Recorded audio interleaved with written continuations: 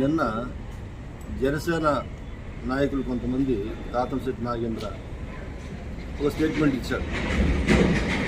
మా గౌరవ మాజీ ఎమ్మెల్యే గారు కొరముట శ్రీనివాసుల పైన ఈయన మాట్లాడిన దాంట్లో ఏమైనా తప్పు ఉందా? కోర్టులో ఉన్నటువంటి భూముల పైన ఒక శాసనసభ్యులుగా మీరు ఉండి మీరెట్లా డైరెక్ట్గా పోయి ఇన్వాల్వ్ అయ్యి అక్కడ దౌర్జన్యం చేయాలని చూస్తారు.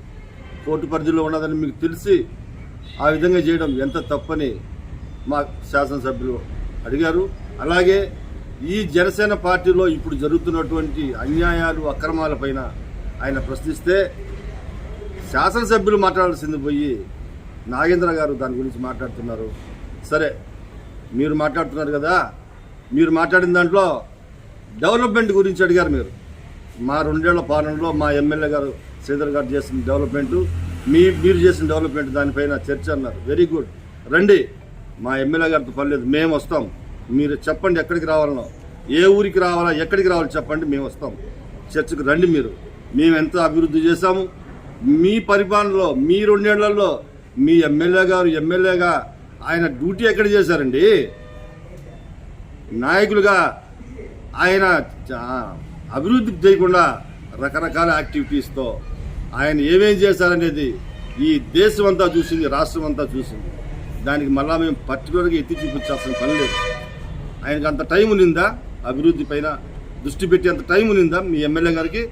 ఈరోజు మీరు వచ్చి మాట్లాడుతున్నారు మా ఎమ్మెల్యే పైన. ఎస్, మా ఎమ్మెల్యే గారు కోడూరులో గవర్నమెంట్ హాస్పిటల్ ఒకసారి చూడండి. మీరు నాగేంద్ర గారు, మీ ఊరు చిట్టువేలికి కోడూరుకి మధ్యలో ఒక ఊరు మీది. మీరు ఆ ఊరికి అప్పుడప్పుడు పోతుంటారు.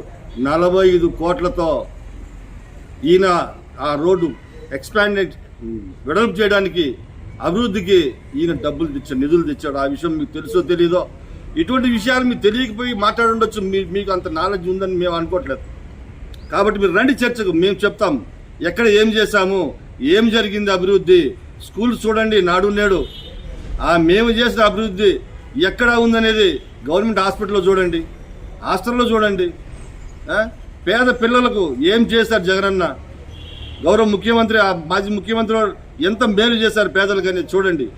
మేము ప్రశ్నిస్తాం, మేము అది అడుగుతాం, మేము ఇది అడుగుతామని మీరు పొత్తు పెట్టుకొని అధికారంలోకి వచ్చిన తర్వాత అడిగేటన్ని మర్చిపోయి ఏం చేస్తున్నారు మీ అధినాయకుడు పవన్ కళ్యాణ్ గారు.